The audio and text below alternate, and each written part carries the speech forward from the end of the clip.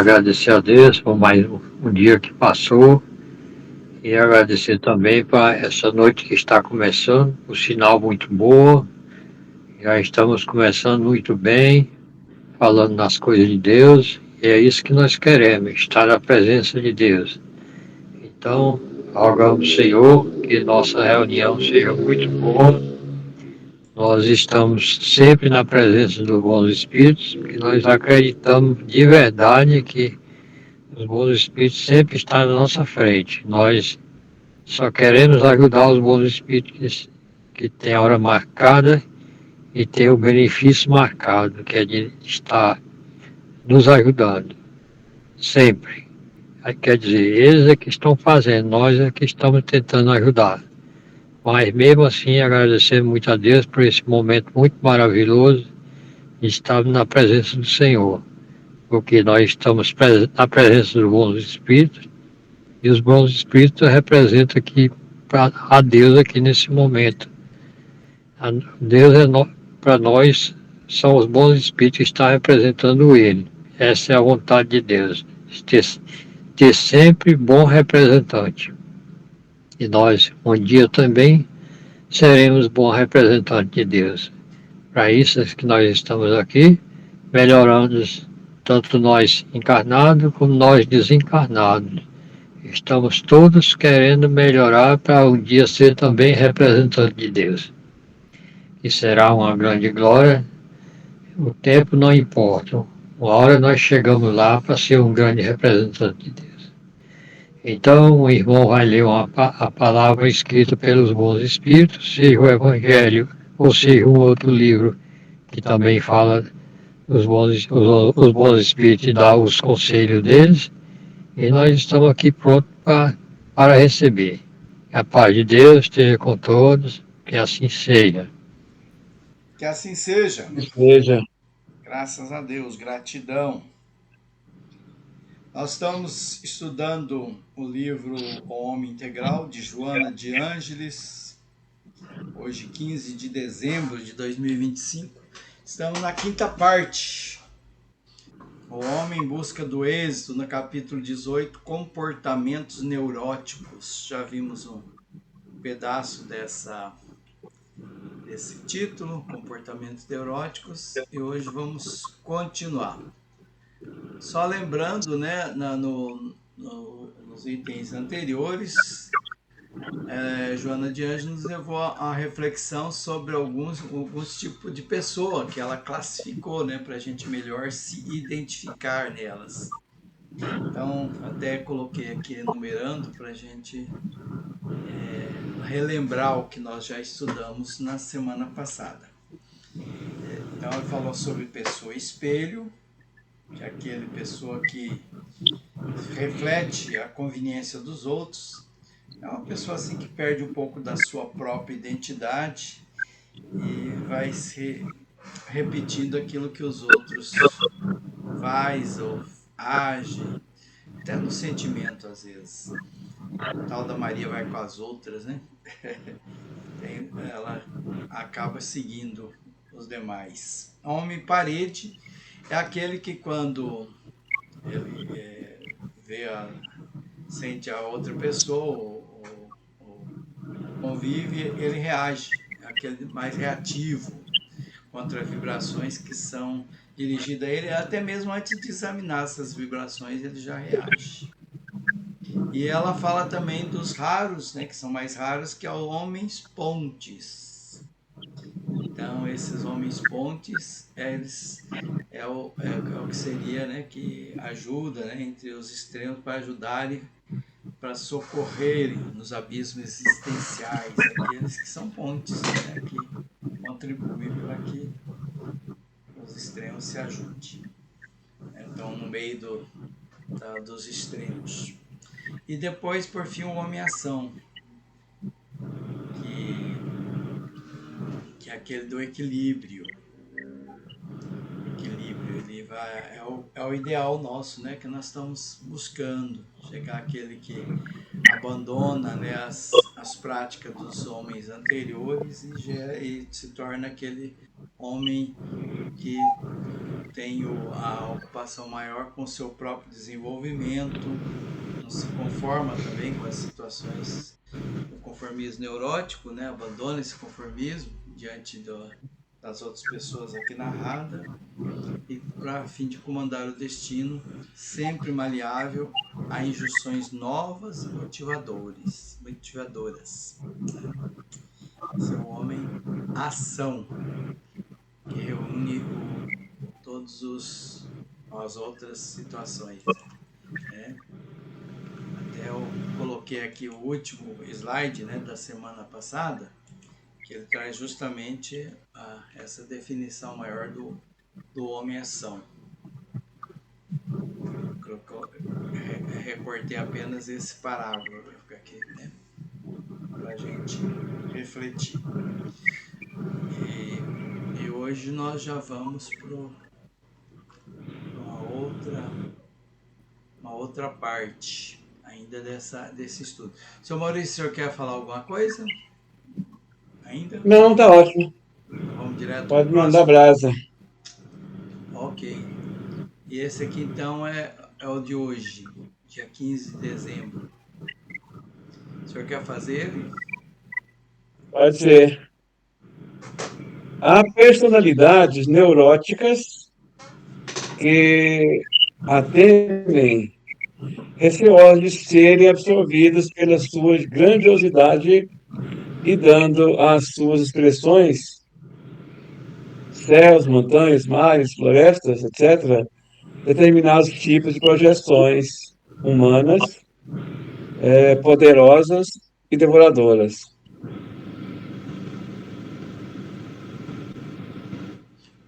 O senhor quer ver Eu o queria só anterior? lembrar, Para ver do que se a refere? temem o quê?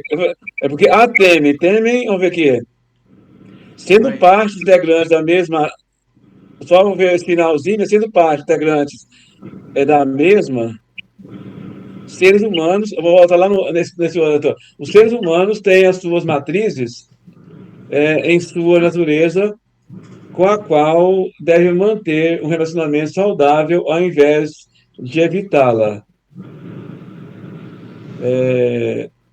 Natureza, de evitar essa natureza, né? A natureza Sendo humana. parte integrante da mesma natureza, né? Da mesma natureza, não se devem alienar antes buscar-lhe a cooperação e auxiliá-la no intercâmbio de energias vigorosas, com o qual sairão da gaiola particular onde se ocultam e se acautelam. Aí vem, né? Há personalidades neuróticas que a temem. Essa Seu a Maurício, natureza, né? lembrar, o senhor lembra daquela história do escorpião e o monge? Já ouviu ela, não? O monge vai salvar um escorpião que está Não estou querendo. lembrando lembrar direito, não. Fala, Que ele está se conta ela afogando. aí. Ele está se afogando no lago, né? Aí o monge tenta salvar ele, ele Uhum. pica o monge, né? Aí o discípulo que está ao lado fala, mas por que você fez isso? Tenta salvar o escorpião, não vê que ele ia te picar? Ele falou, é da natureza do escorpião picar, e é da minha fazer o que eu estou fazendo, né? Então, enfrentar a sua própria natureza, muitas vezes, né? É ir além daquilo que, não sei se cabe, né? Mas eu me lembrei agora desse episódio, que talvez tenha a ver com essa questão da gente ir além, né? Daquilo que é da natureza dele, né? Mas ele pode sair dessa prisão, né? Que é a própria natureza, talvez.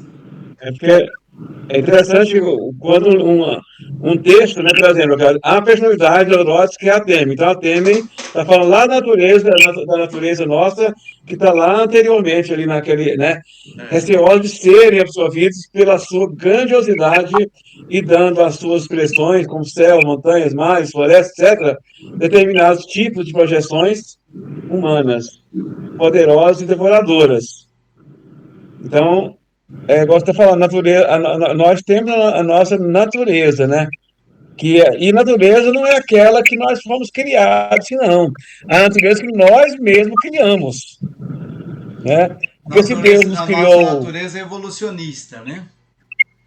isso, porque muitas vezes ele fala assim, eu sou assim porque Deus me fez assim. Eu tenho essa atitude dura, é porque foi Deus que me fez assim. Não, é Deus nos criou simples Síndrome da para caminhar na Gabriela. evolução. Aí nós que fomos criando nessa natureza. Aí fala que assim anulam-na, matando-a no seu consciente através da negação da sua necessidade. Aí está falando de coisas boas, né? Natureza é de uma boa natureza, né? Porque quando nós anulamos,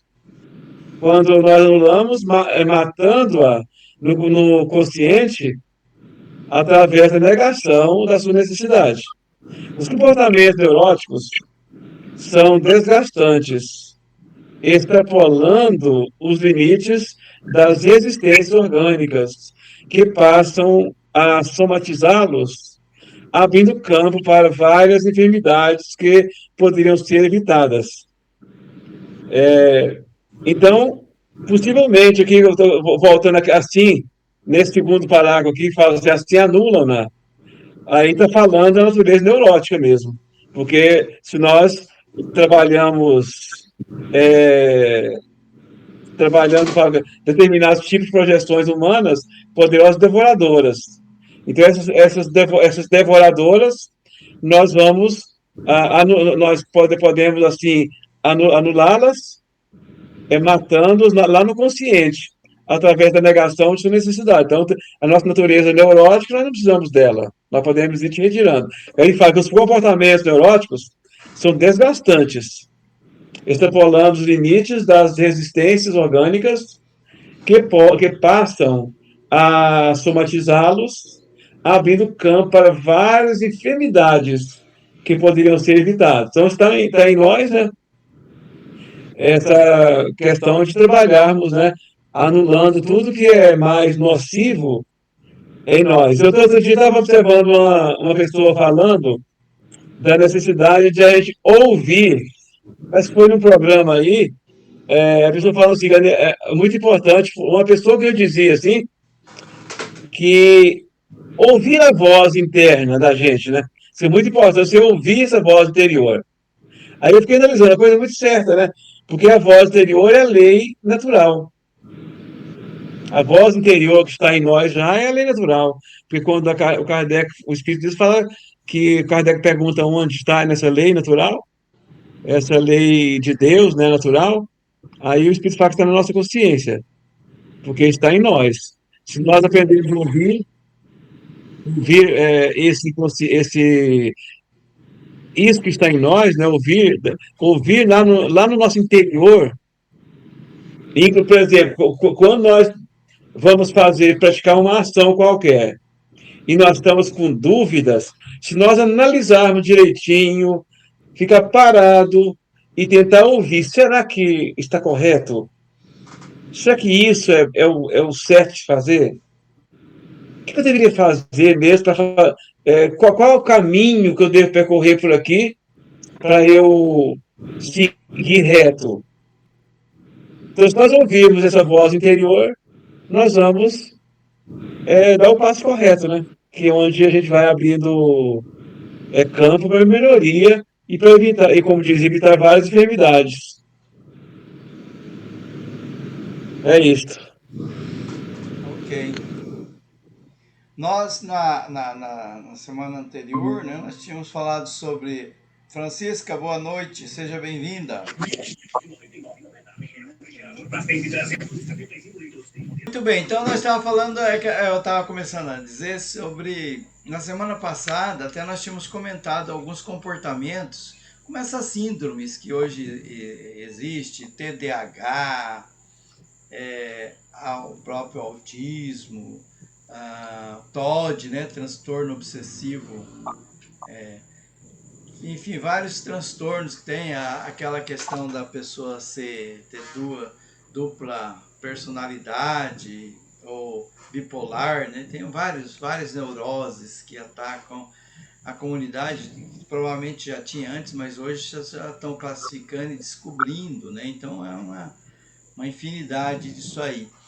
E isso parece assim, né? Vai falar, mas isso faz parte da pessoa, né? Ela nasceu com essa tendência impulsiva, por exemplo, né? Aqueles, como foi dito aí na citação aí das pessoas, né?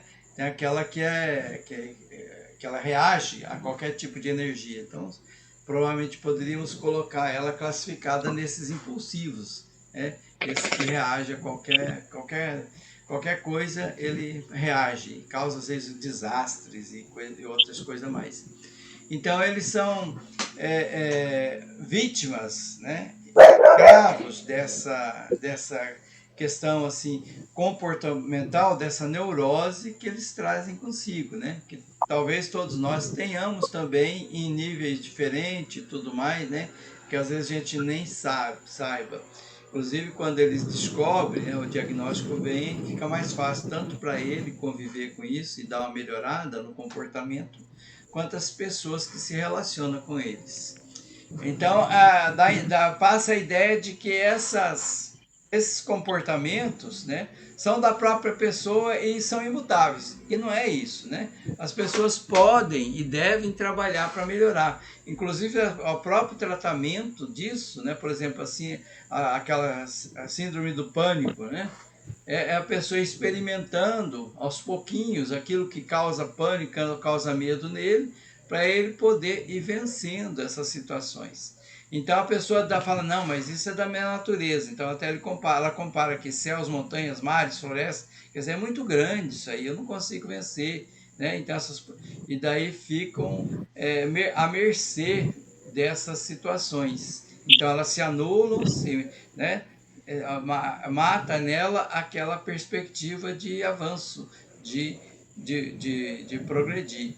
Então, esses comportamentos, se a pessoa se acomoda neles, eles podem trazer mais problemas ainda, né? Pode vir a se tornar mais enfermidades somáticas. A pessoa, por exemplo, que tem ansiedade, né?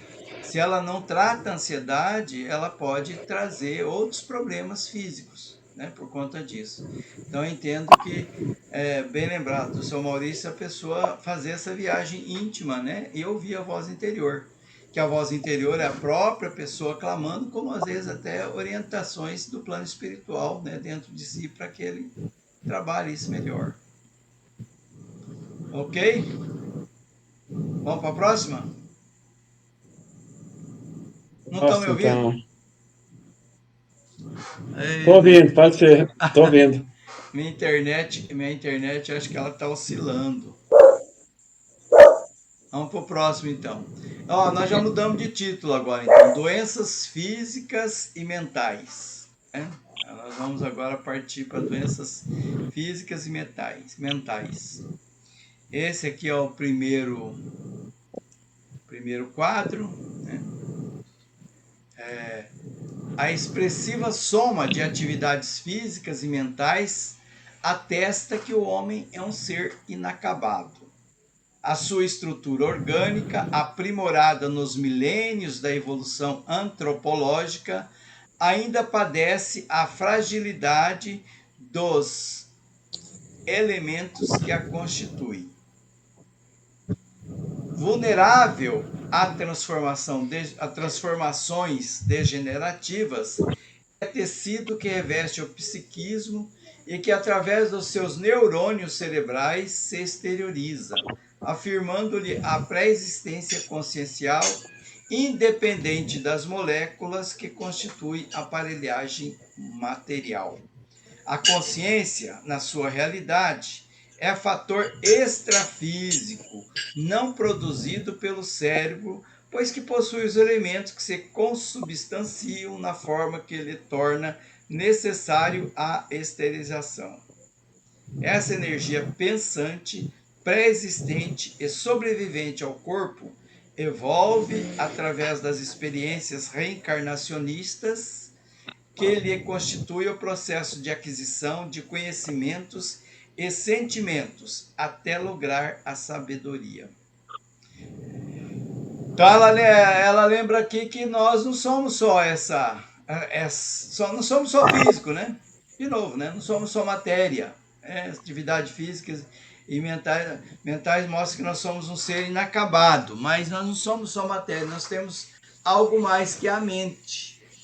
E essa mente que é o ser pensante, que é o espírito, ele é responsável por essas mudanças, né, essas transformações que nós comandamos tudo, né, nosso corpo físico, tudo através da mente. Algumas de forma até inconsciente e outras nós controlamos até de forma consciencial mesmo. E aqui é um convite para isso mesmo, né, para cada vez mais a gente buscar esse conhecimento através da consciência, para que está a sabedoria, né? Adquirir conhecimentos e sentimentos até lograr a sabedoria. É isso. Alguém mais?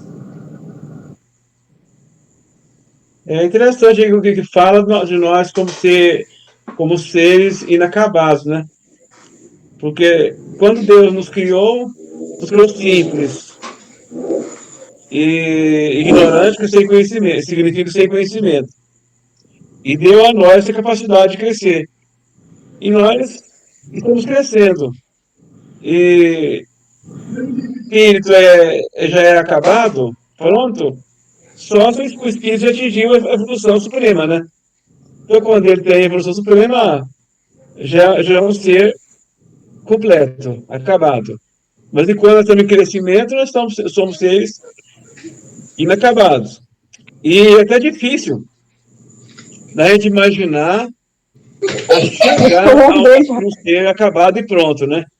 Então, dificilmente vamos chegar, né? Agora não sabemos quantos bilhões de anos, quanto tempo, né? Vamos precisar para chegar lá. Sabemos que é uma trajetória muito longa. Então, todo espírito que nós temos conhecimento, eles são inacabados. Inclusive, quando nós pensamos no Cristo, mesmo lembrando que ele já foi o co-criador do planeta, mas ele não está evoluindo ainda. Se ele está evoluindo ainda, é porque ele tem algo para se completar ainda, né? Dá para imaginar isso. Aí fala também que a consciência, na sua realidade, é fator extrafísico, não é produzido pelo cérebro, pois que possui elementos que se consubstanciam na forma que lhe torna necessária a exteriorização. Então, a consciência é um fator extrafísico, quer dizer, não está no nosso físico. E talvez é mais importante para o nosso crescimento, que a consciência. Porque a consciência nós estamos formando ela ao longo do tempo também, né? Porque quando a gente fala, lembrando daquela questão, nós falamos que Deus colocou a lei dele na nossa consciência, não é porque ele chegou lá e deu um clique e colocou um chip lá na nossa consciência para estabelecer essa lei. Não. A lei que está na nossa consciência já é a lei adquirida ao longo da nossa evolução, né? Então, nós somos seres milenares. Nós vimos, voltamos. Reencarnamos, desencarnamos. E toda a lei de Deus, a básica, nós tivemos acesso em aprendizado aqui, mas principalmente no plano espiritual. E tudo isso está na nossa consciência. Então, não vamos dizer que Deus pegou e colocou um chip lá, não. Mas é uma questão de aquisição. Deus nos preparou e nos colocou na Terra e nós vimos voltando, passamos milhares e milhares de anos de vida, de experiência, e toda a experiência está na nossa consciência. Mesmo que nós não temos a lembrança de tudo, mas o básico está lá. Aí essa energia pensante preexistente, sobrevivente ao corpo, envolve através evolve, né? Ou seja, evolui, né? Através das experiências reencarnacionistas, que lhe constitui processo de aquisição de conhecimento e sentimentos, até lograr sabedoria. Então, é uma experiência, né, que nós vamos adquirindo ao longo das reencarnações.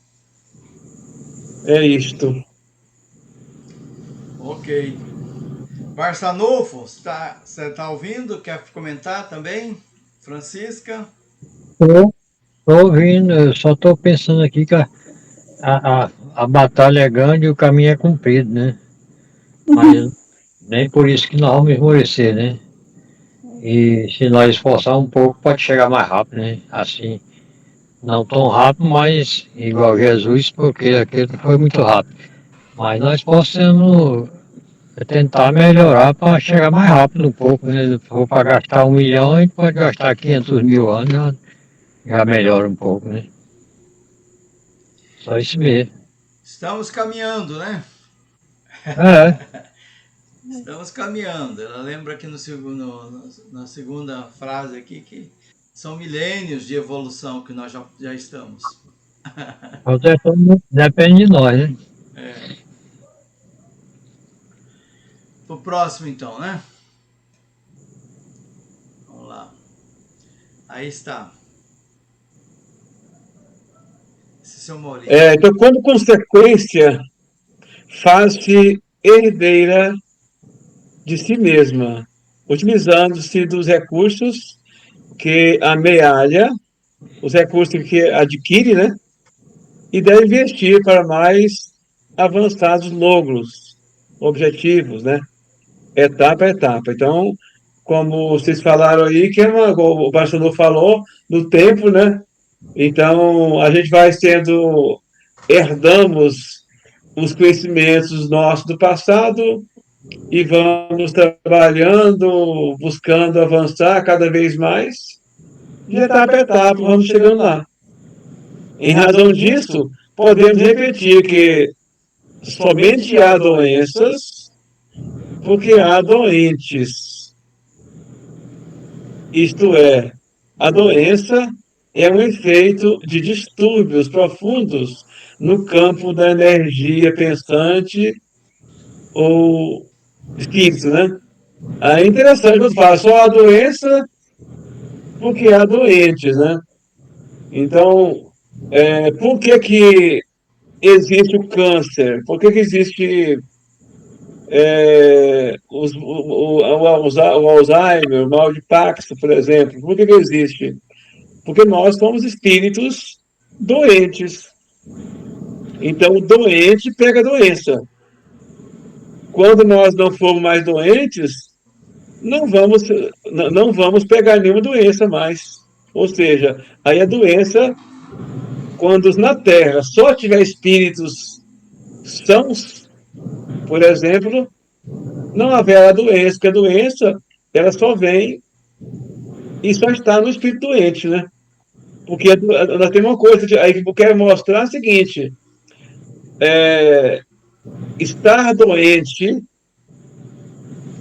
não significa ter a doença. Às vezes a gente não tem a doença, mas nós estamos doentes. Aí, quando nós estamos doentes, nós estamos suscetíveis a receber em nós aquela doença.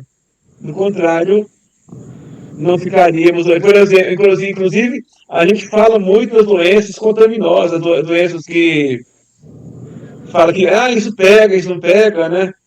Por exemplo, a doença pega, mas se nós formos doentes, por exemplo, quando Maria Madalena ela optou por cuidar dos leprosos, lá no Vale dos Leprosos, aí ela pegou a lepra também. Ela pegou a lepra. Mas por que ela pegou a lepra? Porque ela ainda era um espírito doente. Embora ela tivesse já alcançado muita luz, mas ainda é um espírito doente. Aí ela pegou, porque ela tinha ainda lá no seu corpo físico ela tinha sementes da doença. Aí ela adquiriu a doença, que já estava nela. Mas se a pessoa chega lá, por exemplo, Cristo fosse lá cuidar dos doentes ali, ele não pegaria, porque ele não é um espírito doente.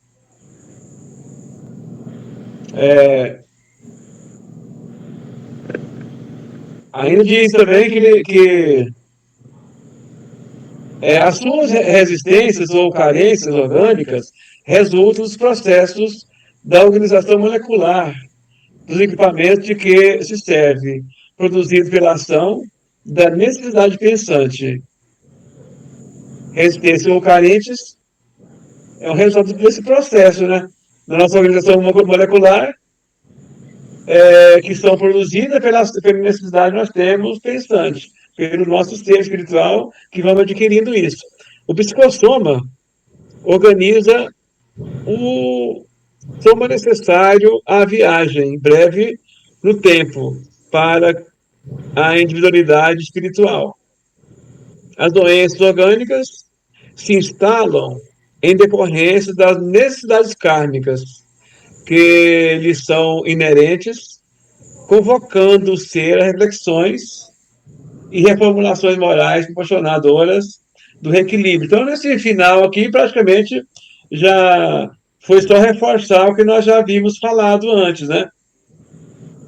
Quando eu falo aqui que as doenças orgânicas se instalam em decorrência das necessidades kármicas que nós temos. Aí está convocando o ser a reflexões e reformulações morais proporcionadoras do equilíbrio. Então, nós só temos a doença que nós precisamos dela. Então, nós só seremos doentes quando nós estamos precisando dessa doença, dessa enfermidade, para a gente refletir e para a gente fazer as nossas reformulações morais, que vai proporcionar nosso reequilíbrio. É isso aí. Ok.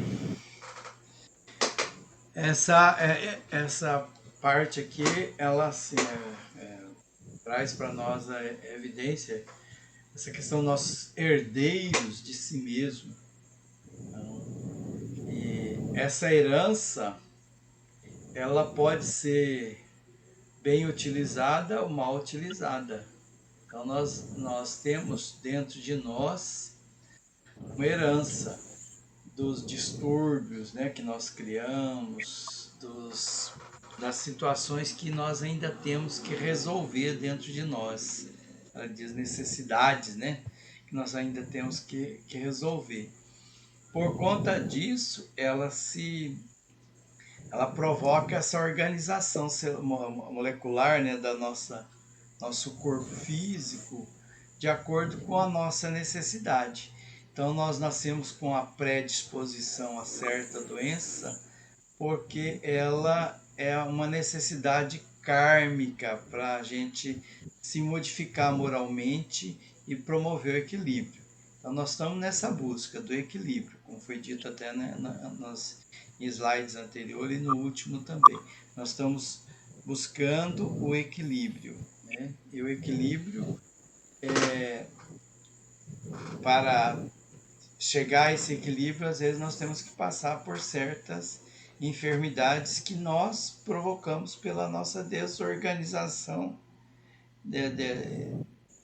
mental, né, emocional, que a gente traz de outras vidas. Essa herança que ela diz, né, que nós trazemos, que necessita ser organizada, né, para se equilibrar. Então, no final, nós somos responsáveis por aquilo que passamos, né? Por aquilo que sentimos, por aquilo que vivenciamos. Daí não dá para falar em pena ou castigo, simplesmente a forma como a gente leva a nossa vida pensante. Traz resultado. o seu Maurício citou bem, né? Questão mesmo da Maria Magdala, é isso? Madalena ou Magdala é a mesma coisa? Eu me confundo. É mesmo, né? É mesmo. Trouxe a predisposição, né, para a doença porque ela ainda tinha alguma coisinha dentro dela que ainda não estava bem, né? Algum desequilíbrio. Por isso que ela se permitiu ser afetada pela doença, enfermidade. Muito bem. Para frente? Como é que está o nosso horário? Eu só ia falar um negocinho aí, um Fala pouquinho. aí. É só que eu ia falar que a doença maior está na alma, né? Aí nós temos que cuidar da doença maior, né? Isso Só isso mesmo. mesmo. É na alma. Ela, a doença física é o efeito da doença da alma, né? É uma consequência. Uhum. Muito bem. Nas patologias congênitas, o psicossoma impõe os fatores kármicos modeladores necessários à evolução, sob impositivo que impede pelos limites de injunções difíceis a reincidência no fracasso moral. Então, a patologia é uma oportunidade, né? É uma forma de a gente corrigir isso aí, né? São limites que são estabelecidos para que a gente não fracasse moralmente. Então elas impõem, elas impedem, elas limitam para que a gente não reincida em algum fracasso moral. São necessárias, ela diz, né?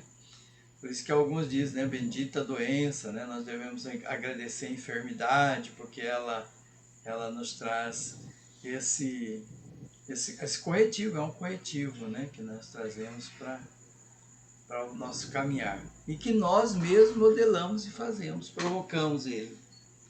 Assim considerando, à medida que a ciência se equipa e soluciona patologias graves, criando terapias preventivas e proporcionando recursos curativos de valor, surgem novas doenças, que passam a constituir-se tremendos desafios.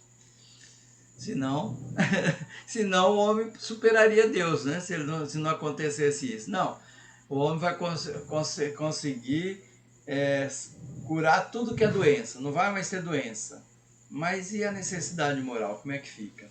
Então, por conta disso, assim que descobre uma vacina, uma forma de curar uma doença, se nós ainda temos necessidade de passar por alguma enfermidade, aparece uma nova, como novos desafios para a ciência consertar, né?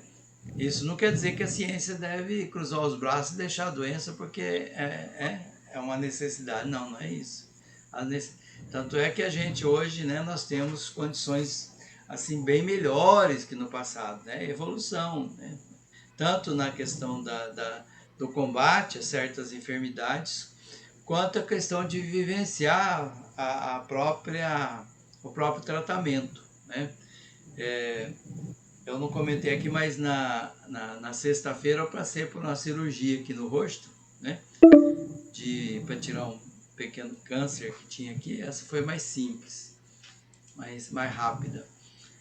E eu fiquei assim, surpreso, né? Porque eles estavam conversando comigo, eu dormi, quando eu acordei já tinha terminado. Falei, mas e aí? Não, já terminou. Como assim terminou, né? Então, tem a ciência, ela progride de forma tal, né, que minimiza muitas situações que antes a gente passava por dificuldades, né, por desafios enormes, né? Então, tudo isso é evolução. Mas ainda vai permanecer enquanto nós necessitarmos, né, dessas doenças. Isso se dá porque a evolução tecnológica e científica da sociedade não se apresenta em igual correspondência ao mecanismo de conquista morais. Então, a moralidade não acompanha a tecnologia científica, né? Uma vai na frente, outra atrás, e daí tem que haver equilíbrio, daí tem que acontecer essas coisas. O homem conquista o exterior e perde-se interiormente, né? Às vezes a gente usa, se surpreende, né? Hoje nós temos tanta tecnologia, tanta coisa boa aí para se viver, né? E usamos tão mal, né? Nós temos problemas, surge algum avanço, né? Na comunicação, na internet e tudo mais, e esse avanço a gente percebe que ele também traz consequências danosas à formação do ser humano. Avança na horizontal do progresso técnico sem o logo da vertical ética. Então, não há, muitas vezes, o avanço correspondente. O moral com a ética com o técnico. No inevitável conflito que se estabelece, comodidade e prazer sem harmonia interna nem plenitude. Desconecta os centros de equilíbrio e abre-se favoravelmente os agentes agressores. Então é um conflito isso, né? Porque prazeres, mas internamente a gente não está bem, né? A alimentação muitas vezes vem com suficiente, até com sobra, mas a gente não sabe usar, né, essas situações. Ou a tecnologia, né, se apresenta, que nos dá a causa prazer, mas nós exageramos e nos viciamos em certas coisas. E aí não traz harmonia. E a gente, de novo, a gente entra em conflito. Ok? É isso. Ok, então vamos passar para outra parte, que só faltam 13 minutos.